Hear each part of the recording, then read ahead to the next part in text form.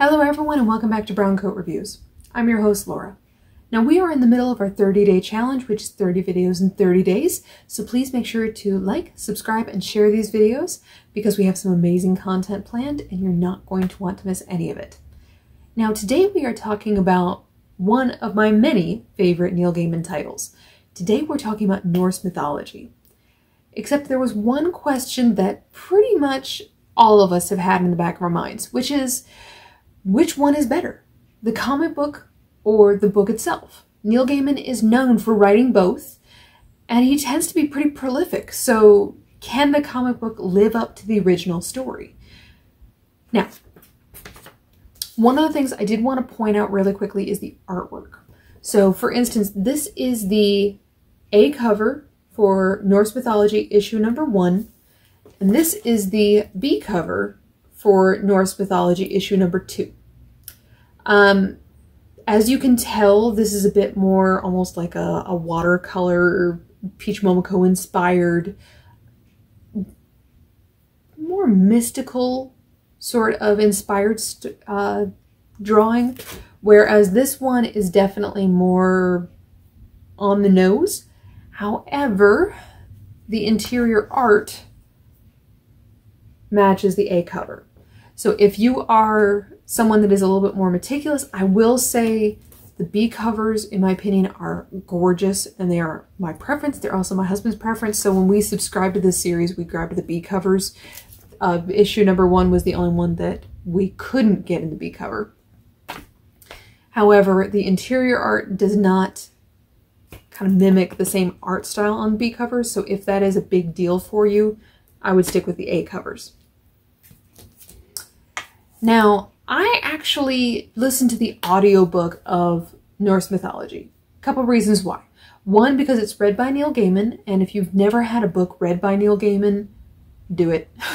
Go on Audible, get your free trial, get at least one book narrated by Neil Gaiman.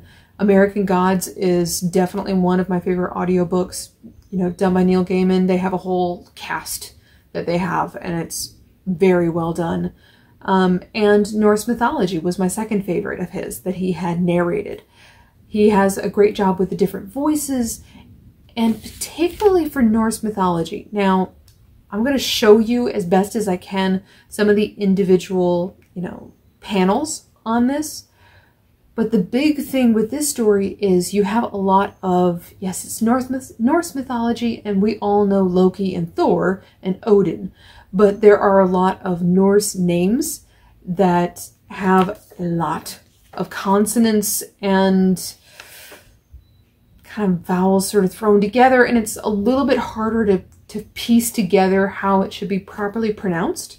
So that was actually one of the huge benefits of listening to Neil Gaiman read the book himself, was you made sure to get the pronunciations and you sort of got all absorbed in the story instead of getting distracted by, and how on earth do I pronounce that one? Now, when I was doing my research for this particular video, I discovered something very interesting. Now, of course, the writer on this series is Neil Gaiman. So what I did is I had been listening to my audiobook of Norse Mythology, which I highly recommend. It is very good. And I picked up issue number 1 and I was like, let's see how different this is from the original audiobook. Because, like I said, with the audiobook, it is unabridged. So he is reading the book for you. And I sat there and I flipped through the first story in issue number 1, and I had Neil Gaiman on in the background. And I want you to see it as well, because I think you will be just as amazed as I am. So let's take a look. Yggdrasil and the 9 Worlds. The ash tree, Yggdrasil, is a mighty ash tree, the most perfect and beautiful of all trees, also the largest. It grows between the 9 worlds and joins them each to each. It is the biggest of all the trees there are, and the finest. The tops of its branches are above the sky. It is so large that the roots of the ash are in 3 worlds, and it is fed by 3 wells. The first route, and the deepest, goes into the underworld, to Niflheim, the place that existed before other places. In the center of the dark world is the ever-churning spring Hvergelmir, so loud it sounds like a roaring kettle. The dragon Nidhogg lives in these waters, and it is always gnawing at the root from below. The second route goes to the realm of the frost giants, to the well that belongs to Mimir. There is an eagle who waits at the highest branches of the world tree, and who knows many things, and a hawk who perches between the eagle's eyes. A squirrel, Ratatosk, lives in the branches of the world tree. It takes gossip and messages from Nidhogg, the dread corpse-eater, to the eagle and back again. The squirrel tells lies to both of them, and takes joy in provoking anger. Now, as you can see from that video clip, there are some sentences missing from the original story. Sometimes they're just sort of extra descriptive terms that, again, are used instead in a visual medium. You get the picture of the squirrel and the hawk. But as a whole, every single core concept in that story is there. And you do find that with all of the myths. Everything that you need, and not just need, listen, some of the extra flourishes are there. So a lot of the original sentences written by Neil Gaiman made it into this comic book, which in my opinion is really cool. I was expecting more rewrites. I was expecting there to be a much starker difference between the two, original source material and the comic book. Now, if you would ask me which one would I personally prefer, do I prefer the book, the audiobook, or the comic book? I'd pick two. I know, I can't help it. The first one I would pick is the audiobook, because if you've never listened to an audiobook read by Neil Gaiman, go buy one or borrow it from the library if you are on a tight budget. Trust me, I've listened to audiobooks read by the authors in the past, and there's just a stark difference between other authors and Neil Gaiman. Just like there's a stark difference in the writing of other authors versus Neil Gaiman. If you've never sort of jumped into his series before or storylines, this is a great starting point, but I would definitely recommend the story and certainly the audiobook. But I will say specifically for Norse mythology, because you have some of these names that I'm going to butcher if I don't have him pronouncing it for me properly. So I really, really appreciate that.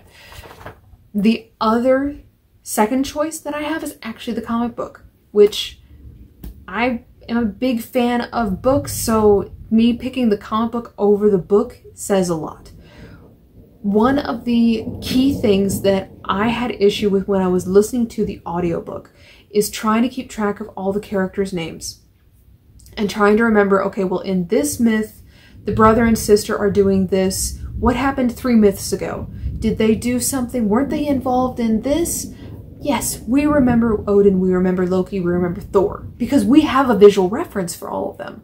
But trying to keep everything straight in my head, and normally I'm multitasking, it doesn't help. Whereas with the comic book, I can see the similar drawing, and I can remember, oh, okay, well, this character was over here, and now I'm seeing them again, and immediately I've got that sort of visual reminder of who I was looking at. That's incredibly helpful. And there are a couple other little details that I will see in the comic book that add to the story. There are some instances where there are, I've already described the characters, but there are little pieces that are added to the, visual media that I really, really appreciated, and I thought it kind of added an overall feeling to the story. So I definitely recommend, like I said, the audiobook and the comic book, actually. If I had to pick one, I would pick the comic book. Second, really, really close choice is the audiobook. couple key things to be aware of with the comic book. So there are 16 myths mentioned in Norse mythology in the original book. But this is not a 16-issue series. So what they've done is they will take, especially some of the shorter myths that are at the beginning of the book, they will simply include it in the beginning. So this is the beginning of one of the issues, and they just flow directly into the next one.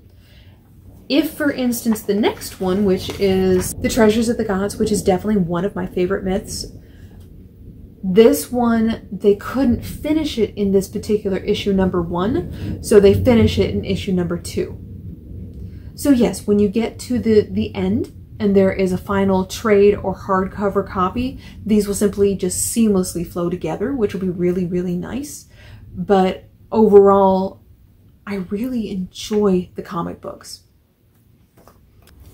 So one more thing that I will point out is the Norse mythology series. So I have read other Neil Gaiman works. So we're talking about Neverwhere and American Gods, Norse mythology, slowly work my way through Sandman. It will happen. And we'll talk about it. But Norse mythology ties into a lot of his other series, and it also gives you a newfound appreciation for Thor. So if at minimum you only read this for the context of appreciating the other stories, I think you're going to have a newfound light and appreciation for them. So one of the great examples that you will see in the Donny Cates Thor series, as well as you will see in American Gods.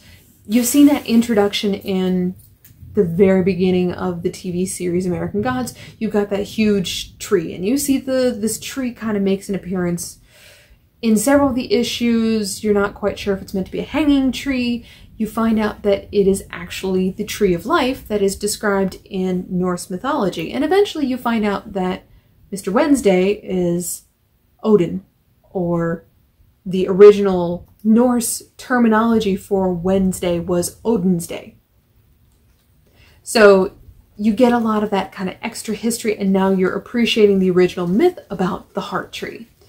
Then you get into Donny Cates' Thor run, and you hear about how the heart tree is potentially being destroyed, and you learn more about that.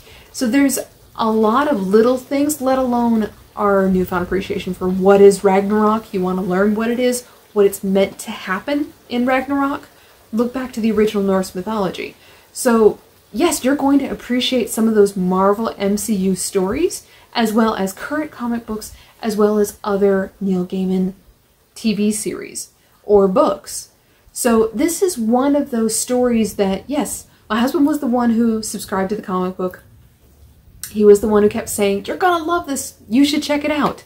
And I finally did, and I totally get it. So grab it, read it, you're going to love it, and suddenly it's almost like a light just sort of switches on, and you understand why these myths are so important for everything else. Now, let me know down in the comments, have you ever read Norse mythology, whether it's the book, the audiobook, or if you've ever read the comic books? Did you enjoy them? Did you find that you had a newfound understanding of Neil Gaiman's other works or other versions of Thor? And then, of course, the all-important question, which is, are you a Neil Gaiman fan yet? If you aren't already, and what is your favorite Neil Gaiman story, whether it's a comic book or TV series? Let me know down in the comments. I can't wait to start the conversation with all of you. This is Laura from Brown Coat Reviews, and I hope you have a wonderful day, and I look forward to seeing you all very soon.